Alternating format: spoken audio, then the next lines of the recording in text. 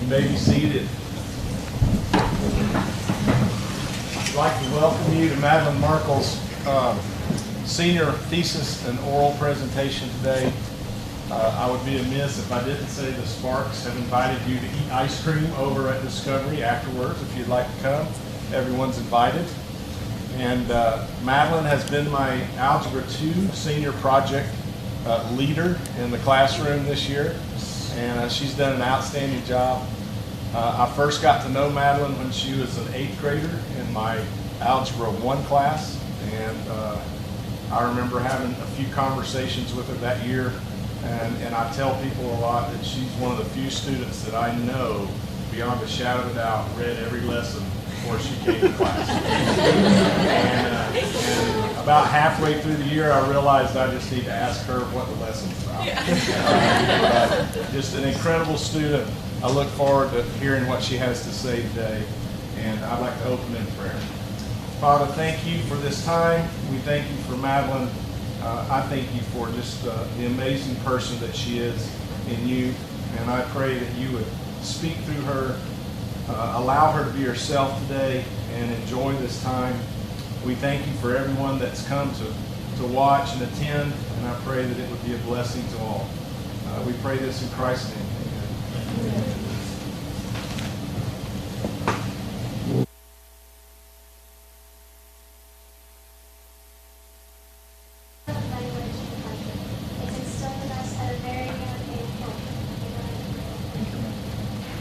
Now is it? Okay. Thankfulness is an aspect of every culture, language, and country. It's instilled in us at a very young age, and it's all around us. I think that God created us to be thankful beings, and I think the answer is because it allows us to enter the presence of God. Now, as any good MCA student knows, the first thing we must do is define our terms. So the first term is the presence of God. And the presence of God is almost indescribable. His presence is loving, is patient, is kind, gentle, comforting, but it's also where we get our source of strength and our wisdom. Now, I think all of these things embody what the presence of God is. It's Him working in us and for us, and us realizing that. The second term is thankfulness. So Webster's dictionary defines thankfulness as conscious of benefit received, expressive of thanks, well pleased. Now, from a worldly standpoint, I think that this definition works, saying thank you. But from a biblical standpoint, I think we have a much deeper meaning of what thankfulness actually is. In the Bible's original language, whenever Jesus is talking about thankfulness and whenever He is saying thank you, He uses the word eucharisteo. And the root word of eucharisteo is charis, which means grace. And then the Greek word chara is also found in it, and it means joy. And so thankfulness is giving gratitude or praise for God's grace in our lives. And then that in turn will give us joy. And so this is where our definition is slightly different. Our definition is not thank you. It's a lifestyle. It's a conscious decision to be thankful for what's happened in the past, what's happening in the present, and thankful for what He's going to be doing for us in the future. And so for my interview, I interviewed Joy Patterson, who's the women's coordinator at Mid-Cities Community Church, and she has done a lot of research on thankfulness. And when I was asking her about a lifestyle of thankfulness, she describes it as a display of our faith and our expectation of what He's going to give, with the exception of the outcome might not be what we had wanted. Even when life does not go the way that we'd planned or the way that we want it to go, or we don't get all the things that we want, we can still be thankful because His grace is all around us, and that is our source of thankfulness, is His grace. And communion is a great example of this applied eucharisteo. Communion, or the Eucharist, is a remembrance for what God did for us on the cross and on that day, and that's the foundation of our thankfulness. That's one of the sources of our grace. And so we can always be thankful for that. And unfortunately, our culture is not always thankful like this. We tend to sometimes have this entitled attitude where we feel like we deserve this, we deserve that. And we can see this from the very beginning with Adam and Eve. Eve, when she eats of the fruit, she is fed lies, but part of the reason that she eats of the fruit is because she felt that God was holding out on her. She deserved to know the difference between right and wrong.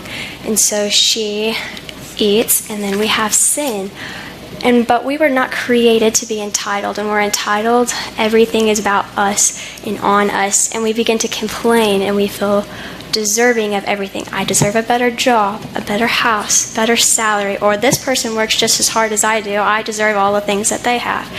And so when we're acting this way, we begin to complain, and those complaints take over our life. But God did not create us to be this way. He didn't create us to be entitled. He created us to be thankful because He knows it's good for us, one, physically, and two, spiritually. It's good for us physically because it releases more dopamine in our bodies. So UCLA's Mindfulness Awareness Research Center did a study on gratitude, and they found that people that are more thankful, the molecular structure of their brains is actually altered to where we release more dopamine into our bodies.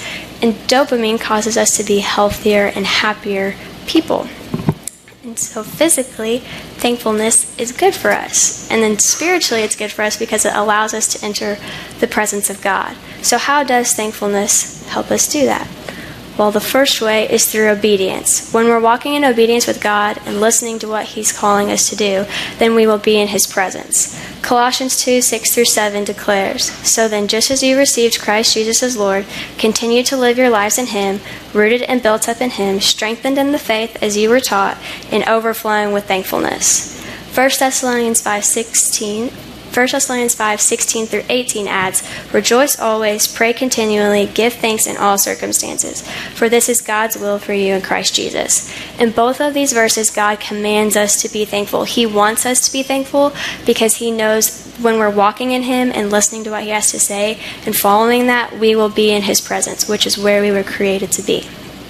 So, besides obedience, there's also trust. When we're thankful through trust and remembrance, then we will be in His presence. And so we can be thankful, and thankfulness grows trust in two ways. One, through remembrance, and two, through trials. And so in remembrance, we are thankful for what God has done for us in the past.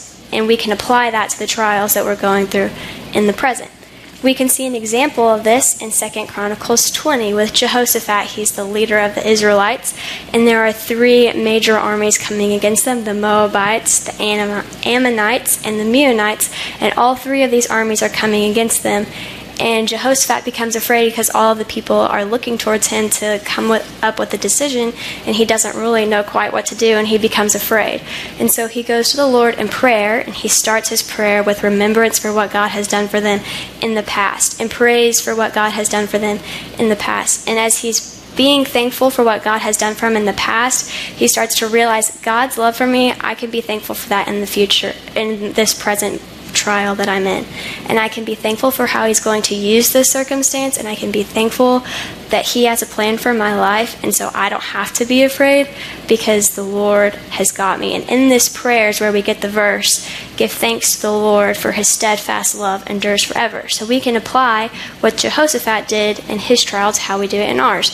In our trials, in our lives, we can be thankful for how God has moved in us and worked in us, and we can do that in our own trial of how God is moving in me, and I can be thankful for that. And even though this is not the way that I thought this was going to be going, He is still going to work and move in that. Now, it's difficult to be thankful in all things. Satan will stop at nothing to keep us from being at the feet of Jesus, and he will give us lots of trials. And God also allows trials in our lives to test us in our thankful attitude. And one of the hardest trials to be thankful in is grief. When you lose somebody that you love, your world completely shatters, and everything is impacted by that one moment. And you're constantly reminded of that one thing. And it can be difficult to find ways to be thankful when you feel sad and broken. And when I was interviewing Joy and I was asking her about grief, she says, you respond with, I'm not thankful that the person is gone, but I am thankful for God's comfort. I am praising you because you are still God, and you are still good, and you are still here with me. It's not a thank you for taking the person, it's not a thank you that they're gone, but it's finding other ways to be thankful in that moment of, thank you, Lord, that you're not leaving me here to do this on my own, and thank you, Lord, for the life that they did lead and the ways that you moved in them in that, and I can be thankful for those things instead of going through grief with a deserving attitude of, I deserved more time, and why did you take them from me in this way, like they deserve to live longer, because God, but you can be thankful because God did not create them to live all of those days. He created them to live and die on that day, and so anything else would not have been good for him or her, whoever is passed. And so we can be thankful for the way that God moved in them. And so when we are walking in obedience and being thankful, and then trusting in the Lord and remembering and being thankful in that, then our eyes will start to be in tune with how God is working in us. We will start to see his glory, and we'll be wanting to look for more of his glory in our lives when we're being thankful. Ann Voskamp, the writer of 1,000 Gifts, which is a book on thankfulness, says, and when I'm always looking for the next glimpse of glory, I slow and enter, and time slows, way down this moment in time with attention full, and the whole of time's river slows and slows. This is where God is, in the present. I am his very nature, and it's Eucharisteo curving the moment into a cupola of grace, an architecture of holiness, a place for God. Thanks makes now a sanctuary. Thanks creates a space for us to be with God in the moment and in the present. We as people can only be thankful for what is in the present. We can be thankful for what God has done for us in the past, and that's good for us, and it helps us grow trust and grow a foundation. And we can be thankful for what God's going to do in the future and how he's going to work in us and for us. But we as people live breath to breath, moment to moment, and so when we're thankful for what God is doing in our lives in the moment and thankful for the glory that we're seeing in our lives in the moment, we will be in his presence there. We will meet him in I am, which is his nature, and that is an amazing place to be. And so, the last way thankfulness can help us enter the presence of God is through humility. It creates in us a humble heart. And humility is a beautiful thing. It's realizing you're not the most important, you're not the best. You don't know all of the things. And it helps you realize that you're not the biggest person in God. It's literally got everything. He works in you all the time. And as Christians, I feel like it's easy for us to forget that. We see it as like, God is bigger than this, but in our day-to-day lives, it's easy to forget how big he actually is. I do this sometimes when I'm planning out my week. I'm like doing all my things and controlling all my things, but then when I go through my planner with a thankful attitude and like figuring out when I'm going to do all that, then I can see how much God is actually working in me and working in my life, and how little I actually do have in control of my life, and how little my to-do list is and what I actually can do is compared to who he is. And so, thankfulness helps us enter the presence of God through obedience, through walking in trust and growing trust and remembering. And it helps us grow humble hearts, and it helps us look for him in the present and in the moment. And it's good for us physically, it's good for us spiritually, and it helps us keep our eyes on him and focused on him and his word. So, as Ann Voskamp says, the practice of giving thanks, Eucharisteo, this is the way we practice the presence of God. Stay present to his presence, and it's always a practice of the eyes. We don't have to change what we see, only the way that we see. Thank you.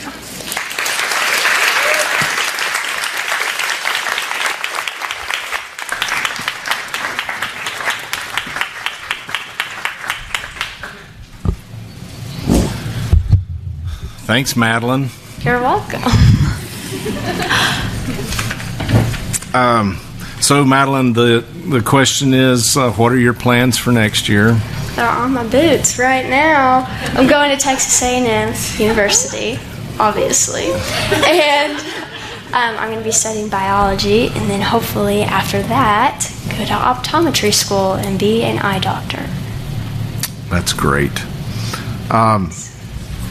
Well, now for the fun part, we get to have a discussion, conversation about your paper.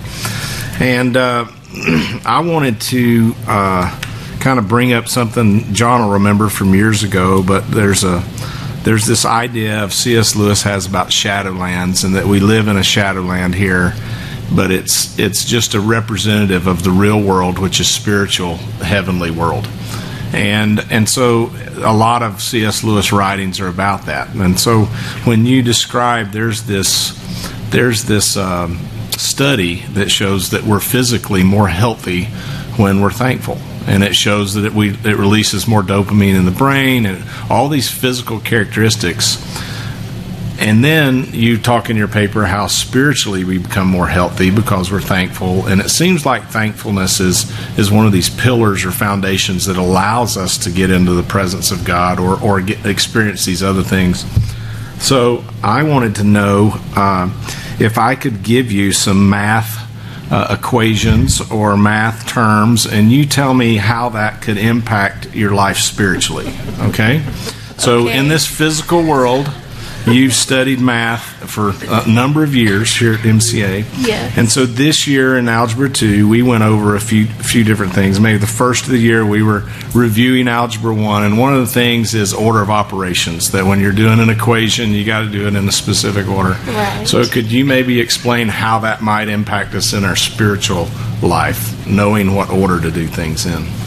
Like, are you talking about like the basics Yeah. of things? Okay, so I think it's important to have your basic understanding of what thankfulness is. You want to Okay. go. You can apply it however you want to. So in math, we have to have our foundations, and then we learn how to use them, and usually we review them, and then we apply them. And so in our spiritual life, you learn your foundations. Okay, what do I believe? What is the Christian faith? How does thankfulness like fit into this? And like you figure out how all of that works, and then you apply it to your life, and then you will grow.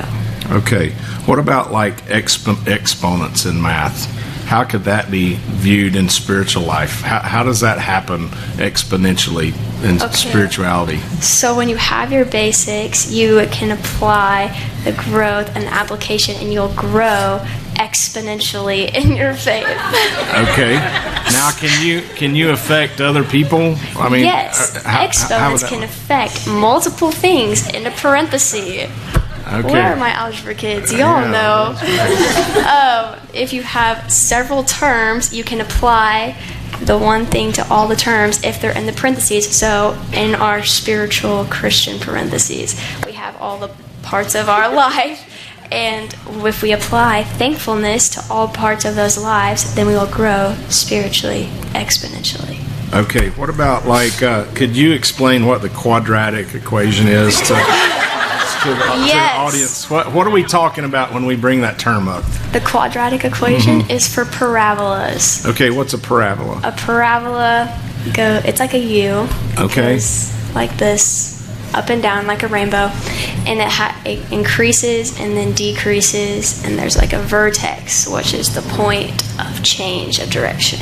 Okay. So can you maybe tell us how that might work spiritually one day? Or Okay. what? So, Because usually like we're throwing a ball or something right in the Yes. problem, and it's going up and coming down, and so that quadratic equation tells us something, right? right. Okay. So, could you apply that to your spirituality? So, since it's a parabola and you go up and down, I feel like our spiritual life is more of a sine wave Okay. instead of a quadratic formula, which we did not get to that. I'm so sorry, all of my algebra kids. We started, but we didn't quite get into the graphs. You will, though. Anyways, I would say it's more of a sine or cosine waves, because they're just like a combination of quadratics, because they go up and then down and then up and then down and then up and then down. And I feel like that's spiritually how it can be sometimes. Sometimes we're doing really well, and sometimes we're doing not as well, and it gets lower, and then we get better. Mm-hmm. That's awesome. I would say that. You did great. Thank you. Okay, I have one more question before I hand it over to Anna. So my perspective of you, my viewpoint of you, is that you're, at least academically, you're a very disciplined person. Thank you. In your study, and I want to get this idea of what understanding how important the present is. So in 8th grade, when I had you just always did your homework and turned it in, and there was never a time when it was like that was the default, right? And so that's just what you did. And as you became more disciplined, or as you were disciplined with the smaller things, and then you continue to do that through your career here at MCA, how has that affected, what kind of discipline does it take to sit down each day or once a week or however often you do it to try to mentally be present and not worry about the future and clear your mind, or not worry about the past and be in the present so that you can be in the presence of God? What type of disciplines do you do to try to get to that place each day? Okay. It takes a lot of practice, and I am not there yet either. I have to remind myself to be thankful a lot. So what I would say, though, when you are starting to be thankful, the best thing to do, and we've done this in our Bible study, guys, every night you go through and you write down all the things that you're thankful for and all the things that you were thankful for in your day, and then as you're learning how to be thankful in everything, then you will start to be thankful for things that are happening in the present. When your brain is not used to being thankful, and when our eyes are not as trained to be thankful, it's sometimes harder to find things to be thankful for.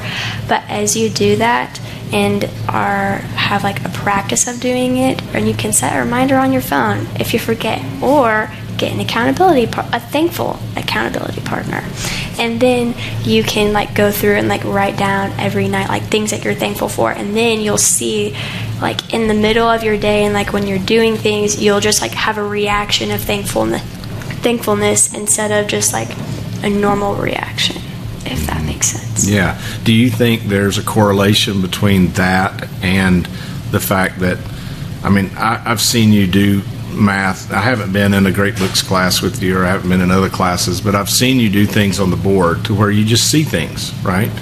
And you're not necessarily seeing things because you were just given this mind to see math, right? You've seen it because you've put the work in and you've done all those problems, and then you begin to see it. You begin to have eyes for it, and I think it's the same type discipline. And so thanks, Madelynn. Thank you. Well, you made it. Thanks. Was it really so bad? No, I don't think so. This is so fun. You're doing great. Thanks. Okay, so when you first told me that you were going to do your oral on, it was exegetical Bible study. Yes, it was. But you made the switch to thankfulness. I did. But you still love studying the Bible so much. It was clear, do. All the verses you pulled Greek. from your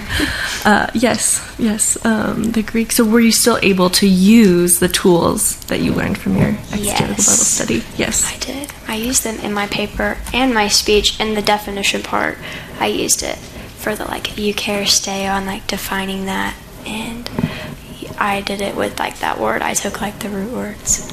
So yes, that's so awesome. Thanks. Well, it was super cool. Really enjoyed your paper and your speech. How did you decide to make the switch from that to thankfulness? Well, the lady that I interviewed, Joy Patterson, she did a talk on it at my church, and I was like, oh my goodness, I love this so much. But then I was also still loved my other topic, and so when I was praying about it and trying to figure out should I switch, should I just keep it? I'm already kind of far in, it's December, but then I was having more ideas for thankfulness, and it was much easier for me, and I started trying to think about all my things for exegetical Bible study, and I was having kind of a hard time, and so when I switched to thankfulness, it was easy. I was oh my gosh, I was supposed to do this the whole time. That's so awesome. Yes, well, I think it's a really important topic and very timely to talk about it.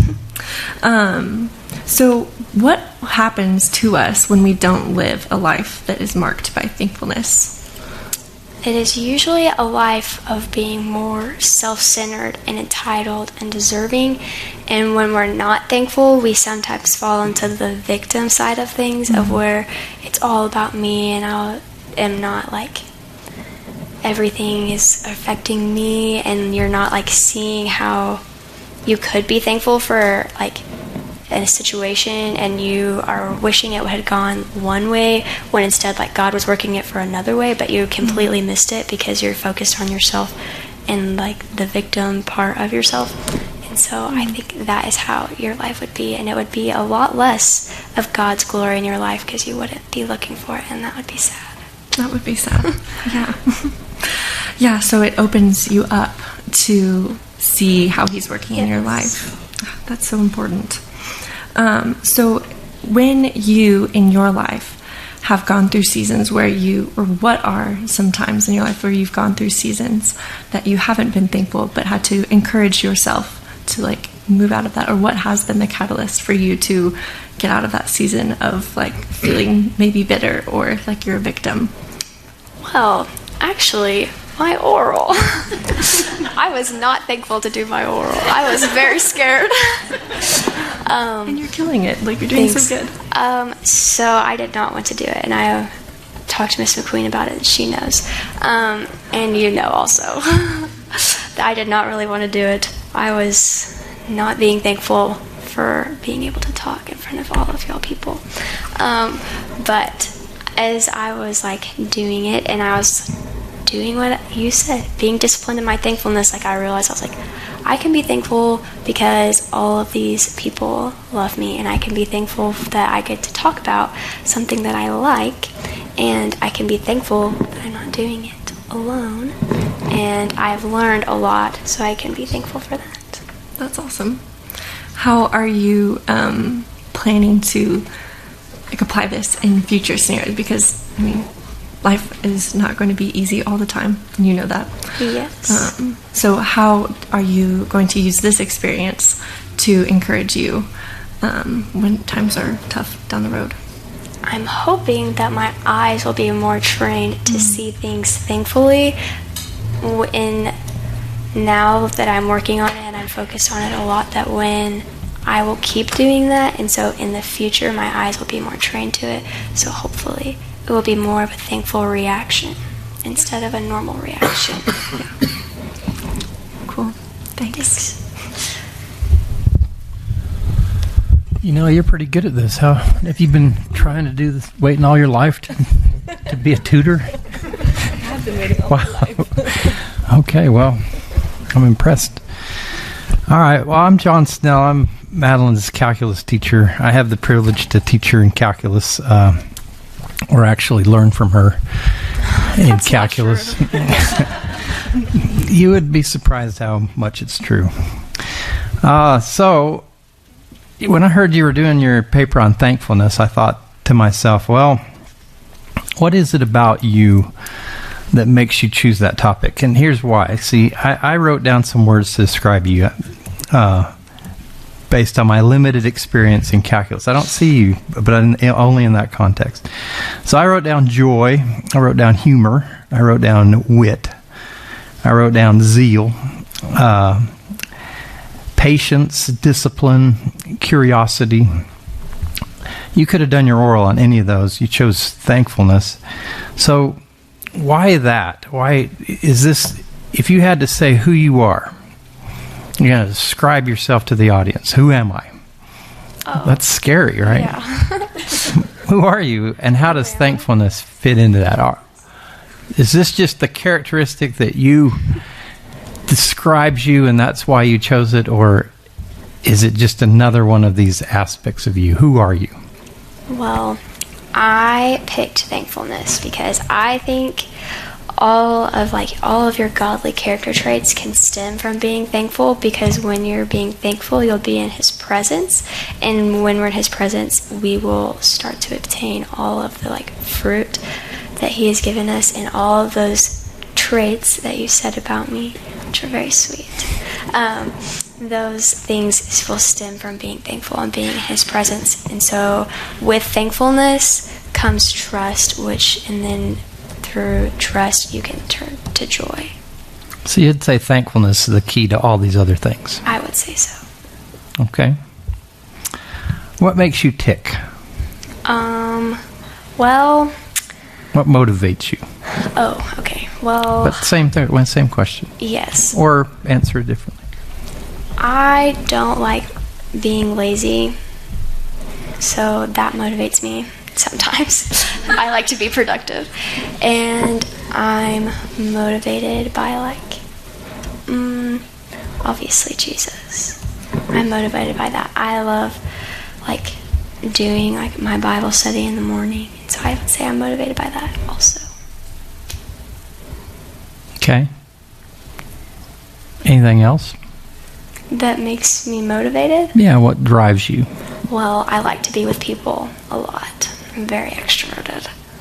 And I don't like to be by myself.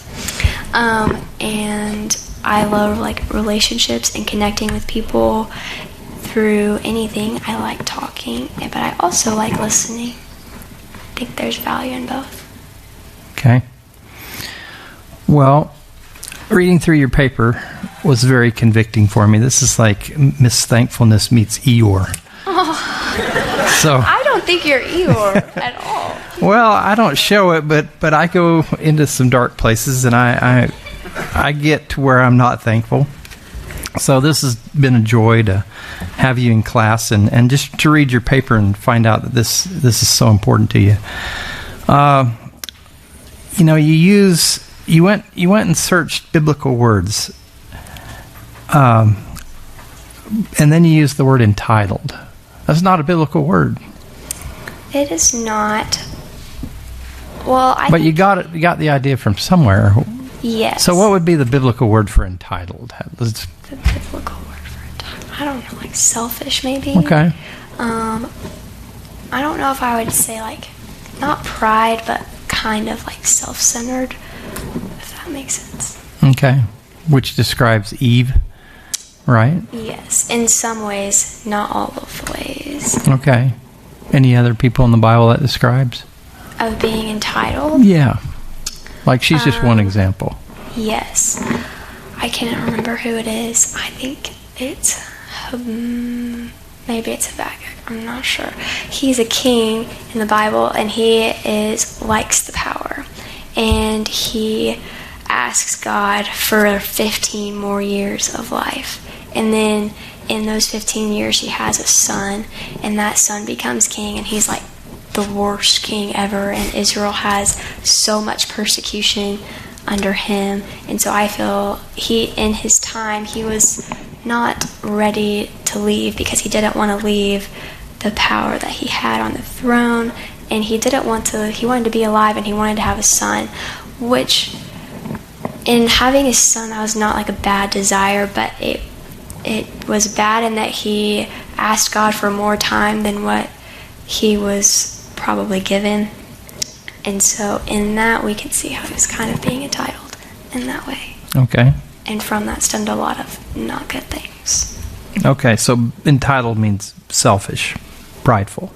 Yes, and so yes. Okay. Okay, I can't ask all my questions, so I'll pass it back to Ron. Okay, so sorry. Also, I think I'm supposed to have an iPad up here that has some questions on it, but it's not up here, AJ. So if you want to throw some questions at me from the audience or from internet land, that'd be awesome.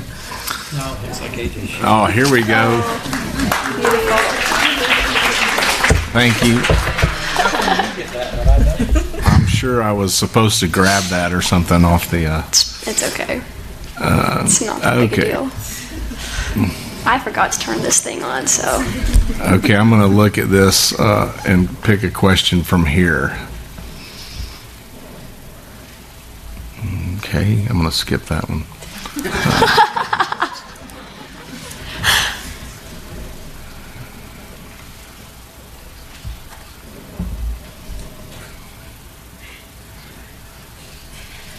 Okay.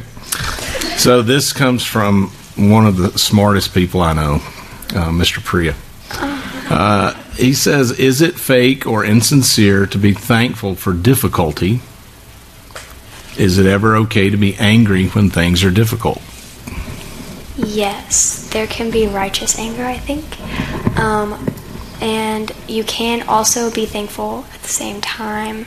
I also think you can be righteously angry at the situation, but you can be thankful for how God is going to fix it, or thankful for the gifts that He's given you to be able to be in your situation. So I don't think it's fake to be thankful. I don't think it's a fake thing. This is from, it doesn't say who it's from. So how would you encourage people struggling with thankfulness? Well, I already talked about this, but I would start with the list. That is very helpful. Just like whenever you see something or think of something, write it down. Like you can do it in your phone or do it in like a journal or something. In the book that I read, she did a journal, but you can do it on your phone, or you can just keep a running list in your brain. Sometimes it's nice to like go back and like see all the cool ways that God's been working. So I would say start with a list. That is good. And then you can also like ask and you shall receive. Like if you're asking for thankfulness and like working on it, then the Lord will give that to you.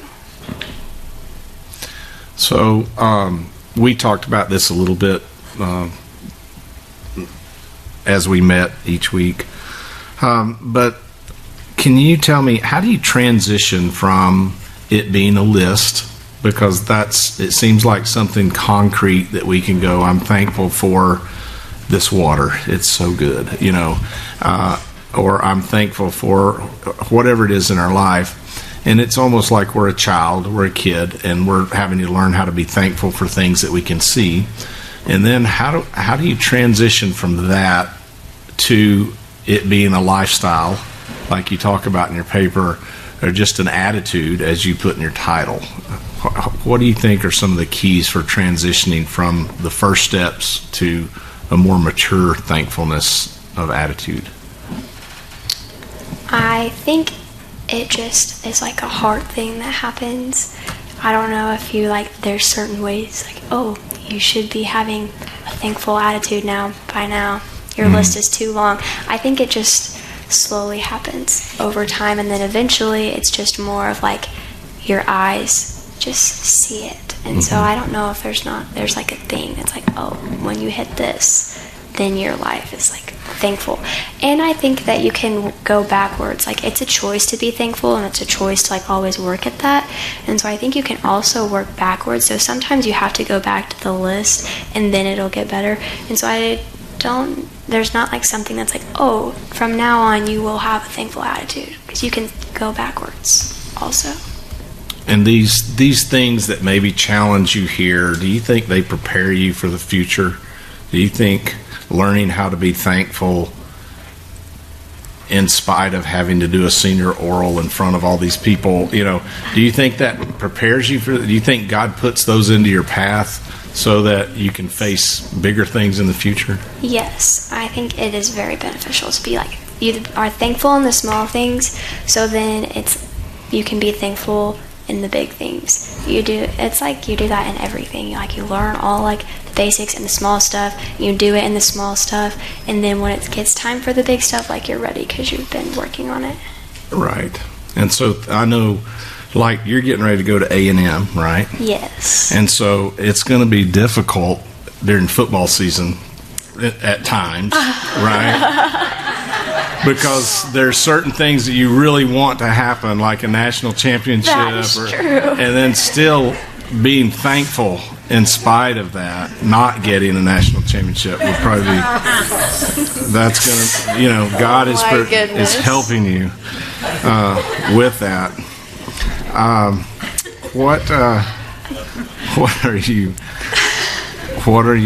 Are you nervous about anything about the next step? I would say I'm not really nervous, more happy, sad. I don't know if I would say nervous.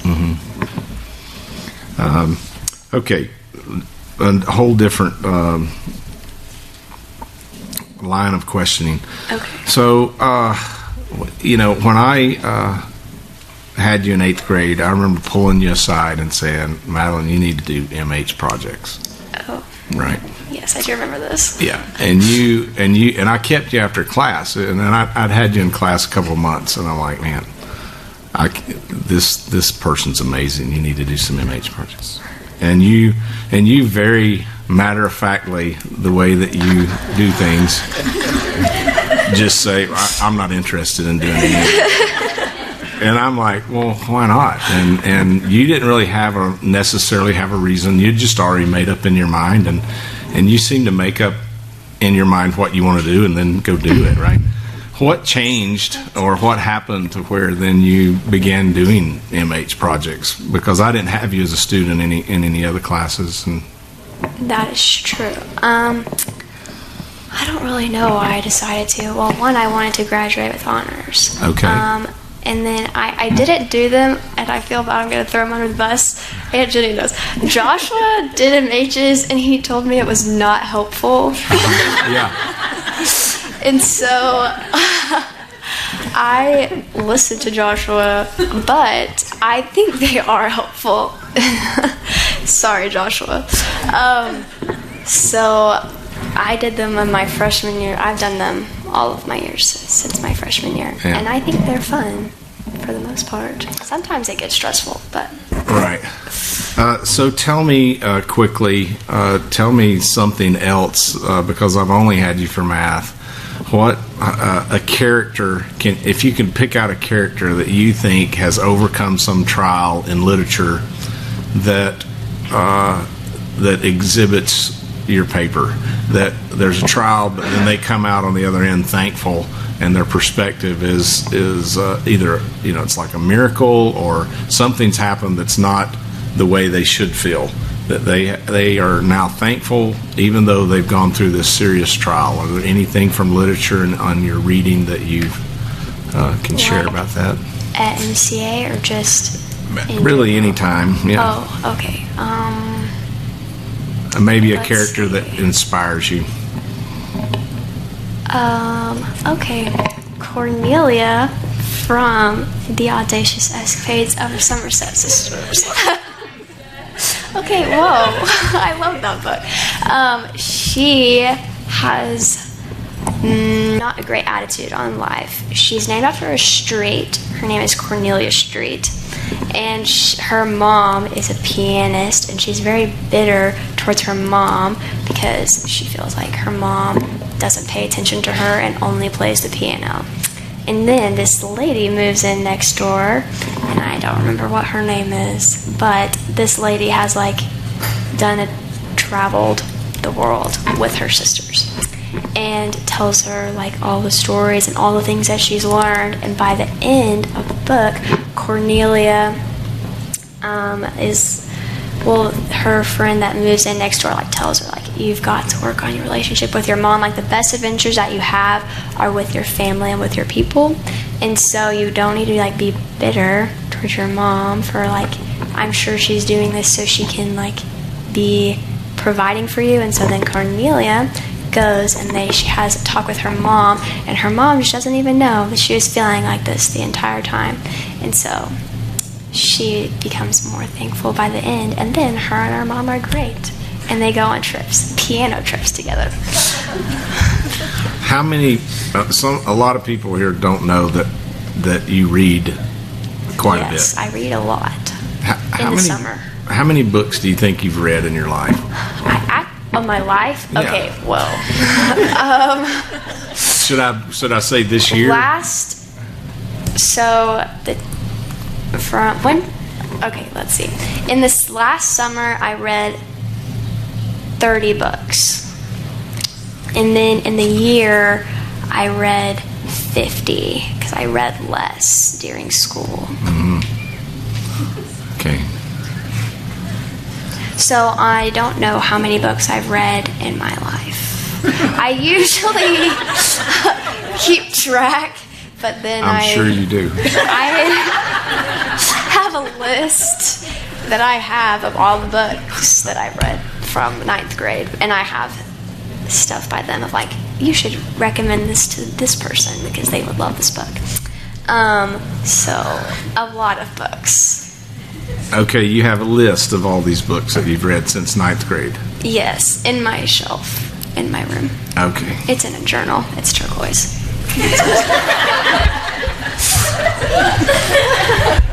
We are so not alike. Oh gosh. Switching gears a little bit. So, in your life, have there been times that you can set up as kind of like an Ebenezer stone, where when you go through hard times, you look back and say, this is a time that God was faithful to me. This is something I can be thankful for someday down the road when you're having a hard time or a crisis of faith or something like that. Okay, I've got 2 examples. 2, will always be thankful for my friends that I have here. They're the best. I love them, and so I will always be thankful for that, and like remembering like how God has just like kind of kept us together. We've stayed good friends since we've been in 7th grade. It hasn't really changed, the core group of friends.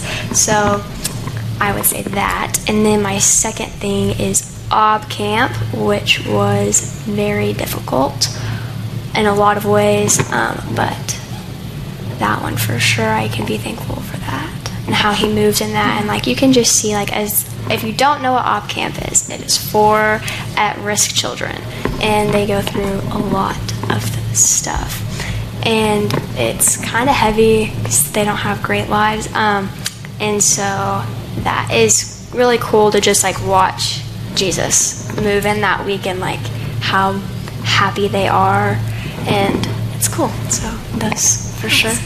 That's so awesome. So you have gone through MCA. You're a senior about to graduate.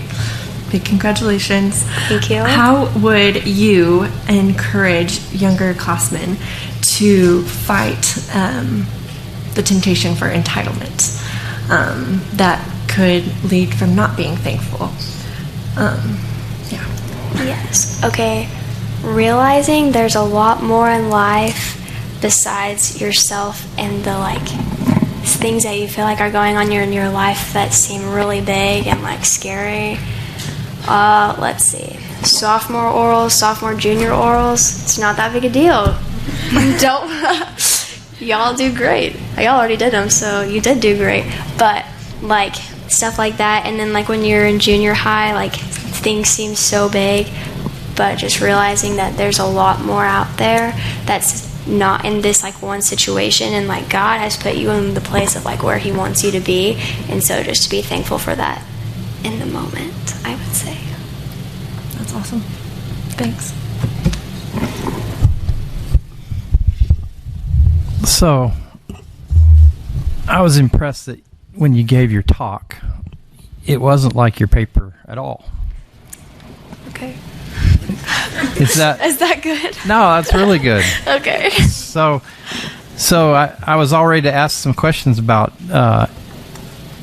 Emmaus. Is that his name? Oh, Emmaus, yes. In the Odyssey. From the Odyssey, yes. All you right. can ask that Well, if you want. since you didn't bring it up in your paper, I was gonna say, well, that was an example of somebody who's grateful. Yes, Okay. he is. Okay, do you want to explain that real quick? Sure. Okay, so he's a shepherd in the Odyssey, and he's really good friends with Odysseus. And he actually used to be a prince, but then his nurse lady that was taking care of him sold him to some people that took him to Odysseus's family, and they bought him as like a slave. And so he was a prince, and his dad was a king. And then he went to being a slave and being a shepherd for Odysseus and his family. And then Odysseus leaves, and all of these guys come in and are trying to marry his wife because they think, one, he's dead, and two, some people don't really like him. So they're trying to take the throne away from Odysseus. And then everyone is like talking to Eumaeus, the shepherd, and they're like, you should marry the girl, like you know her, like you kind of grew up with them and their families, like you know. He's like, no, I will not take that from them. Like, he's my friend, and I'm thankful for what he did for me and all that I have, like, from him in my life. Even though, like, I'm not the prince anymore, I'm thankful for this that I have and, like, how they've treated me, and so I will not take that from him. And then when Odysseus comes back, he talks to the shepherd before he goes and to the kingdom, and they have a conversation, and he is like very impressed with all that Eumaeus has done. He like grew their herd a lot, and he built this farm for all the animals, and it didn't used to be like that. And he was like, wow, he really just took the situation and made the best of it. And so that's what he's grateful to he's grateful for Odysseus for like even when Odysseus being his friend. Is not even there. Yes. Okay. And then you mentioned Macbeth, and I don't want to get you going on that. You're a detailed person, I can tell. I am a detailed person. So I could hear all about Macbeth, but you gave in your paper an example of him not being not being grateful. Right. You want to explain that briefly? How was he not grateful?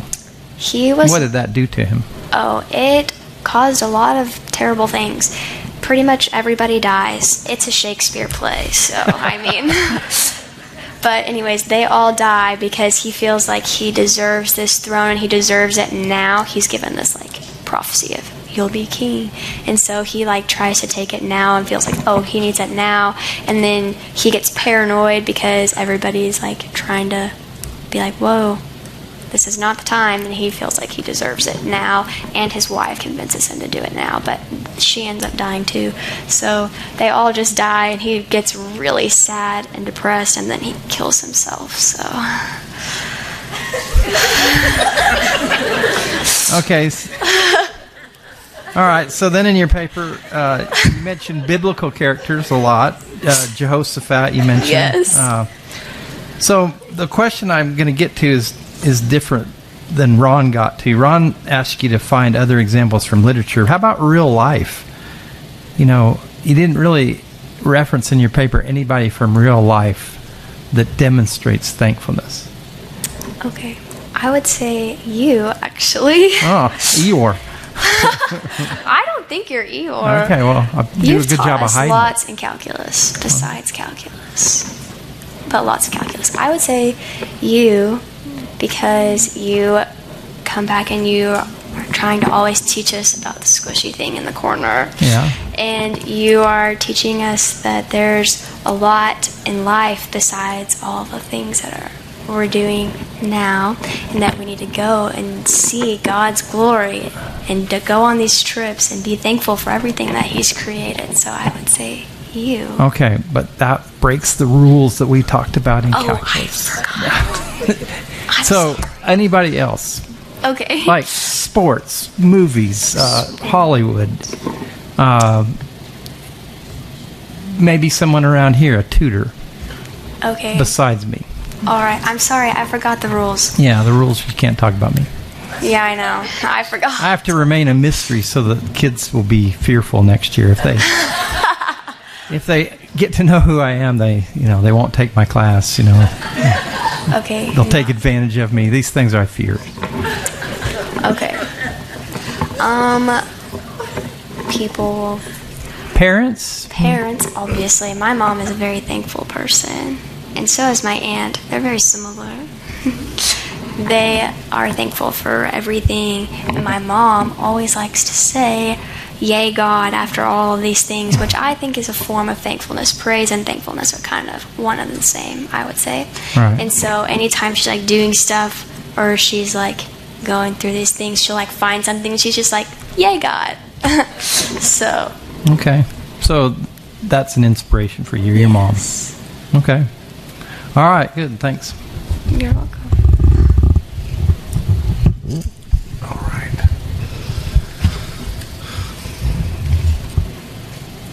Is your dad thankful?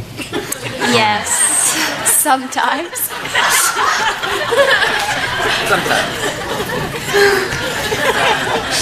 No, he is thankful. beautiful all the time, pretty much. All I know is I've never seen a more happy face say that he killed himself.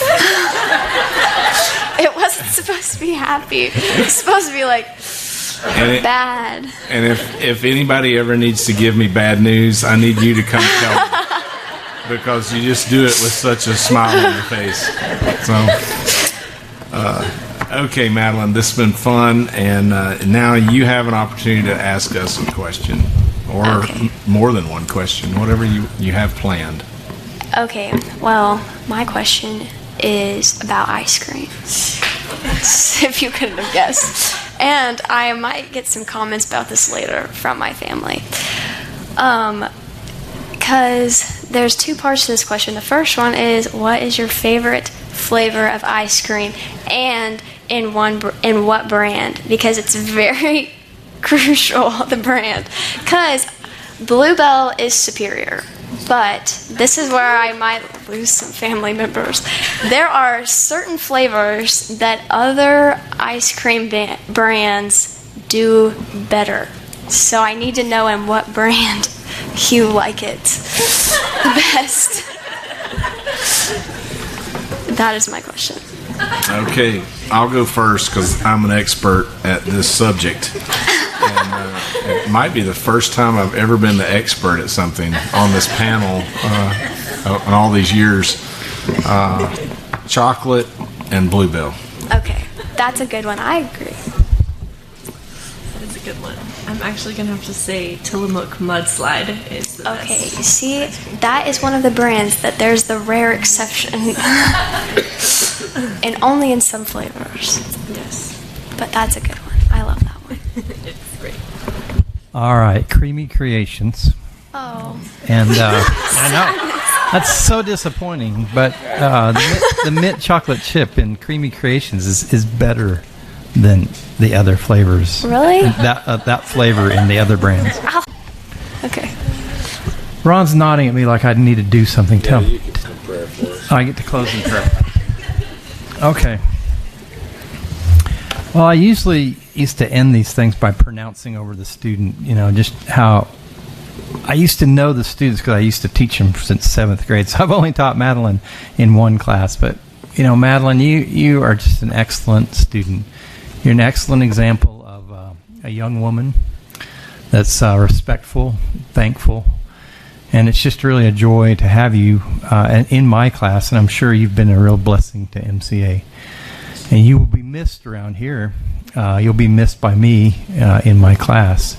But I'm sure that's just a small picture of the way you'll be missed here. And you mentioned your friends. And I think that's a real testament to who you are. And you'll be missed by your friends. And congratulations on just being an excellent student here at MCA. Thank you. Okay. Dear Jesus, thank you for what you do in life, how you bring together circumstances to where we have a chance to experience how good you are to us. And thank you for bringing Madelynn to us here at MCA. To be a friend, to be a student, to be an example. And we just really want to thank you in the vein of her paper, to be thankful for just who she is and what you're making her to be, how you've blessed us to be in her presence these years. Thank you for her parents and all the hard work that is represented here. Thank you for just guiding Madelynn and protecting her to this point. And we look to you as she goes to her future. I pray that you just make her successful, continue to deepen her relationship with you. And we just really thank you for just our chance to be a part of all this. And we pray this in Jesus' name. Amen.